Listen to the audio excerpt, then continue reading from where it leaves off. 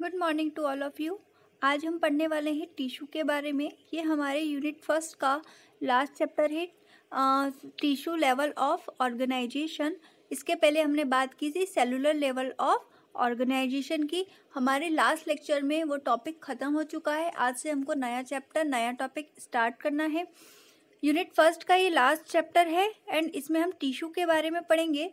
Tissue क्या होता है, हमने प्रीवियस जो फर्स्ट लेक्चर देखा था, जब हमने एनाटॉमी एंड फिजियोलॉजी का इंट्रोडक्शन देखा था, उसमें हमने देखा था कि सेल्स से मिलके बनता है टिश्यू, टिश्यू से मिलके बनता है ऑर्गन, ऑर्गन से मिलके बनता है organ system and organ system हमारा पूरा बॉडी, ह्यूमन बॉडी बनाता है।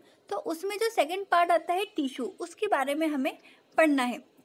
लेक्चर स्टार्ट करने के पहले मैं आपको बता देती हूँ, बहुत सारे बच्चों का कन्फ्यूज़न है कि जो नोट्स हमें प्रोवाइड होते हैं, इसमें जितना भी लिखा है हमें सब लिखना है, या जो डायग्राम दिए हुए हैं वो भी हमें बनाने हैं। तो आप लोगों को एक बार देख लें कि क्या हमको कितना पढ़ना है और कितना हमें लिखना है। लिखना तो आपको सभी है, बट एक बार आप कॉलेज आ जाइए, अपनी बुक्स इशू करवा लीजिए, देन आप खुद के पर्सनल नोट्स बनाइए पूरी बुक्स को पढ़ के, और उसके बाद ये नोट्स पढ़ के जो आपको समझ में आता है उस हिसाब से आप अपने नोट्स तैयार कर सकते हैं। Let's start our new topic, tissue. Cells are the body's smallest functional units. They are grouped together to form tissues, each of which has specialized functions. Example, blood and muscles. ठीक है, cells are the body smallest functional unit. हम लोगों ने जब cell की definition पढ़ी थी तब हमने देखा था कि जो सेल होती है वो हमारी बॉडी की सबसे छोटी इकाई होती है और सबसे छोटी फंक्शनल यूनिट होती है। ठीक है, they are grouped together to form tissue. एक सेल से मिलके बहुत सारी, मतलब एक सेल है वो पूरा एक ग्रुप बना रही है। ठीक है, अलग अलग सेल मिलके एक पूरा ग्रुप बना रही है जिसका स्ट्रक्चर भी सेम है, उसका फंक्शन भी सेम है। तो ये जो पूरा ग्रुप होता है, ग्रुप्ड टुगेदर, मतलब ये पूरा जो ग्रुप है उसको क्या कहा हमने, tissue. Each of which has specialized function. इन लोगों के सबके स्पेशलाइज्ड फंक्शन होते हैं। हम एग्जांपल की बात करें, जैसे ब्लड हो गया, मसल्स हो गई, तो मसल्स के अंदर जितने भी सेल्स हैं ये मिलके क्या बना रहे हैं, टिश्यू। टिश्यू से मिलके क्या बना है, मसल्स। ठीक है, study of tissues is called histology. जो हम टिश्यूज़ की स्टडी करते हैं उसको क्या बोलते हैं हम, हिस्टोलॉजी। और जो पर्सन टिश्यू की स्टडी करता है हम उसको कहते हैं histologist. Tissues are grouped together to form organ. Example, heart, stomach, brain. ठीक है, टिश्यूज जो हैं वो आपस में मिलके ऑर्गन बनाते हैं। हमने फर्स्ट लेक्चर में ही देखा था, जैसे हार्ट हो गया, स्टमक हो गया, ब्रेन हो गया, तो सेल मिलके बनी टिश्यू, टिश्यू मिलके बने organ. Heart, stomach and brain, बहुत सारे ऑर्गन्स हैं, हमने 3 एग्जाम्पल देखे। Organs are grouped together to form system, each of which perform a particular function. Example, digestive system. वही हमने बात की थी कि सेल से मिलके बना टिश्यू, टिश्यू से मिलके बना ऑर्गन। अब ऑर्गन पूरा, ऑर्गन अलग अलग ऑर्गन मिलके एक पूरा सिस्टम डेवलप करते हैं, पूरा सिस्टम बनाते हैं। जैसे हमने एग्जांपल की बात करी, डाइजेस्टिव सिस्टम। तो आप लोगों को यहाँ समझना होगा कि सेल है, सेल ने बनाया टिश्यू, टिश्यू ने बनाया ऑर्गन, ऑर्गन ने बनाया पूरा organ system. For example, digestive system, and digestive system हो गया, नर्वस सिस्टम हो गया, अलग अलग सिस्टम डेवलप हुए। और ये सारे सिस्टम जो हमारी बॉडी में 11 सिस्टम होते हैं, ये पूरे मिलके हमारी एक ह्यूमन बॉडी पूरी जनरेट करते हैं, पूरी ह्यूमन बॉडी को बनाते हैं। अब हम यहाँ पे प्रॉपर डेफिनेशन ऑफ टिश्यू देखेंगे। Tissue is collection of cells which have similar structures and perform relatively common functions. Tissue क्या है, कलेक्शन ऑफ सेल है जिसके सेम स्ट्रक्चर होते हैं और वो सेम ही कॉमन फंक्शंस करती हैं। उस ग्रुप में जितनी भी सेल हैं, सपोज हमारे पास 10 सेल्स का ग्रुप है, तो उस सेल के उस ग्रुप के अंदर जितनी भी सेल हैं उन सब का स्ट्रक्चर भी सेम होगा और वो सारी सेल्स एक जैसे काम करेंगी। उसको क्या कहा हमने, ग्रुप ऑफ सेल को टिश्यू। यही डेफिनेशन आपको एग्जाम में लिख के आनी है। अब हम बात करते हैं टाइप्स ऑफ टिश्यू। आप लोग यहाँ देख रहे हैं 4 टाइप के टिश्यूज होते हैं। पहला होता है एपिथेलियल टिश्यू, दूसरा होता है कनेक्टिव टिश्यू, थर्ड है muscular tissue and fourth and last है नर्वस टिश्यू। इन चारों के डायग्राम आप देख पाएंगे कि जब भी हम माइक्रोस्कोप में अलग अलग टिश्यूज को देखेंगे तो वो किस तरीके से दिखाई देगा। आज हम बात करेंगे एपिथेलियल टिश्यू के बारे में।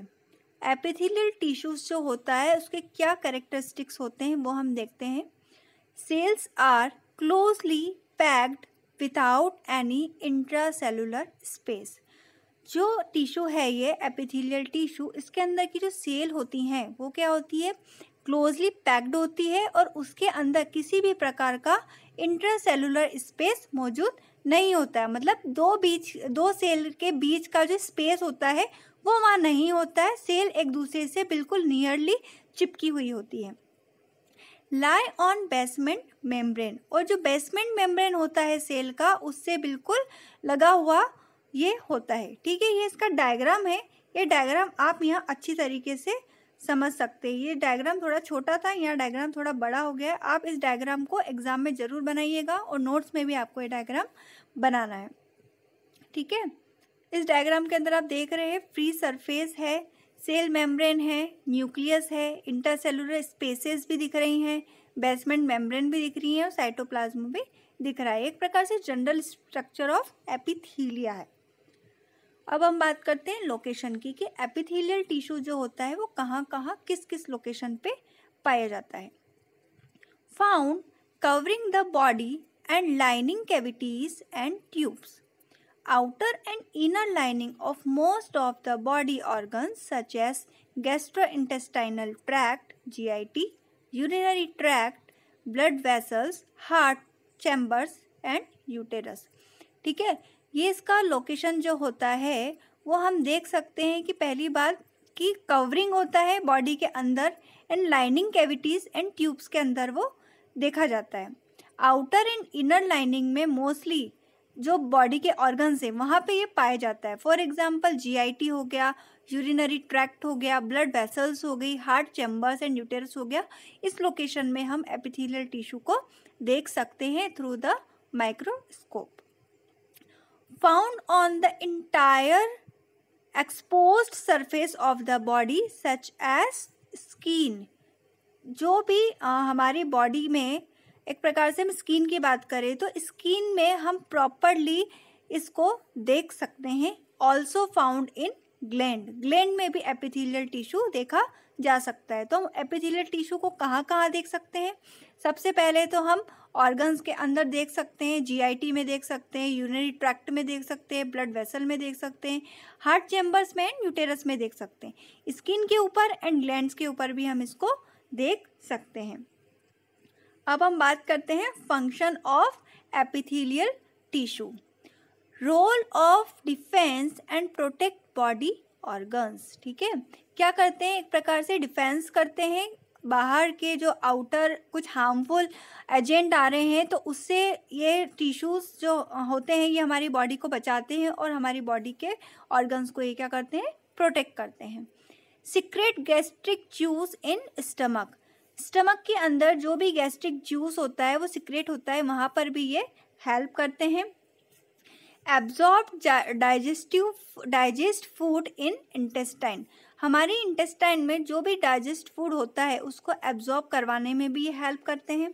Removes waste as a sweat in skin. हमने ऊपर बात की लोकेशन में कि हम एपिथेलियल टिश्यू को स्किन में भी देखते हैं, तो स्किन के अंदर ये मौजूद होके वहाँ से जो भी वेस्ट होता है उसको एज अ स्वेट वो बाहर निकालते हैं। ठीक है, अब एपिथेलियल टिश्यू को हमने फिर से दो तरीके से डिवाइड किया है। पहला है सिंपल एपिथेलियम और दूसरा है स्ट्रेटिफाइड एपिथेलियम। तो हम पहले बात करेंगे सिंपल एपिथेलियम की। Consist of a single layer of identical cell. ये single layer of identical cell से मिलके बना हुआ है। फाउंड ऑन एब्जॉर्प्टिव और सिक्रेटरी सरफेस। ये कहाँ पाया जाता है? जो भी सरफेस जहाँ पे एब्जॉर्प्शन हो रहा है और जहाँ से सिक्रेशन हो रहा है वैसी सरफेस पे सिंपल एपिथेलियल टिश्यू पाया जाता है। Divided into 3 main types. अब अगेन हमने सिंपल एपिथेलियल टिश्यू को 3 पार्ट में डिवाइड कर दिया है। अब हम यहाँ पे पार्ट देख रहे हैं और पार्ट के साथ उसके डायग्राम भी देख रहे हैं। ये डायग्राम भी आपको अपने नोट्स में बनाने हैं ताकि आपको पता हो कि कैसा एपिथेलियम टिश्यू कैसा दिखता है। पहला है फ्लैटेंड सेल्स स्क्वामस, ठीक है, हमने स्क्वामस बोला जिसके अंदर हमने किस टाइप की सेल्स देखी, फ्लैटेंड सेल, जिसके अंदर सेल फ्लैट्स अवस्था में पाई जाती है, फ्लैट होती है, बिल्कुल सीधी सीधी होती है, उसको क्या कहा हमने, स्क्वामस। देन है क्यूबोइडल। क्यूबोइडल में क्या होता है, जो हमारी टिश्यूज होती हैं, टिश्यू में जो सेल्स होती हैं वो क्यूब लाइक स्ट्रक्चर की होती हैं, इसलिए हमने उसको क्या कहा, क्यूबोइडल। देन कॉलेमनार। कॉलेमनार में जो हमारी सेल्स हैं वो क्या है, ग्रुप ऑफ सेल के टॉल कंडीशन में, टॉल टाइप स्ट्रक्चर है, इसलिए हमने इसको क्या कहा, कॉलेमनार की, वो कॉलम वाइज खड़ी हुई है, इसलिए ये हमने सिंपल एपिथेलियम टिश्यू को इस तरीके से हमने 3 टाइप में डिवाइड किया है। अब हम बात करते हैं स्ट्रेटिफाइड एपिथेलियल टिश्यू की। अब इसके क्या क्या कैरेक्टर है हम देखते हैं। Consist of several layer of cells of various shapes, ठीक है। जो स्ट्रेटिफाइड एपिथेलियल टिश्यू है वो बहुत टाइप के लेयर, सेल के लेयर से मिलके बना है, जिसके अंदर खूब सारे अलग अलग टाइप के शेप्स होते हैं। अलग अलग टाइप के शेप्स वाली सेल से मिलके जो लेयर बनती है उससे ये टिश्यू बना हुआ है। Continual cell division in the lower layer push cells about nearer and nearer to the surface where they are shed. Continuously इसमें सेल डिवीज़न होता है लोअर लेयर्स पे, जो भी एपिथेलियल टिश्यू की स्ट्रेटिफाइड एपिथेलियल टिश्यूज होते हैं उसके अंदर जो सबसे लोअर पार्ट ऑफ लेयर है वहाँ पे कंटिन्यूसली सेल डिवीज़न होता है, और सेल क्या करती है, पुश करती है दूसरी सेल को, एक सेल से दूसरी सेल, दूसरी सेल से तीसरी सेल को पुश करती है नियर एंड वहाँ पर शेड को वो बनाती है। Basement membrane are usually absent. इस टिश्यू के अंदर बेसमेंट मेम्ब्रेन जो होता है वो यूजुअली एब्सेंट होता है। Main function is to protect underlying structure from mechanical wear and tier.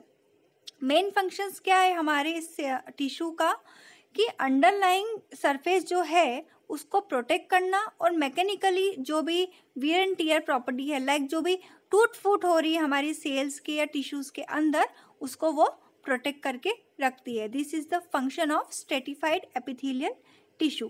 अब स्ट्रेटिफाइड एपिथेलियल टिश्यू को भी हमने सिंपल एपिथेलियल टिश्यू की तरह डिवाइड किया है। तो स्ट्रेटिफाइड एपिथेलियल टिश्यू को हमने 2 तरीके से डिवाइड किया है। पहला है स्ट्रेटिफाइड स्क्वामस एपिथेलियम, दूसरा है ट्रांजिशनल एपिथेलियम।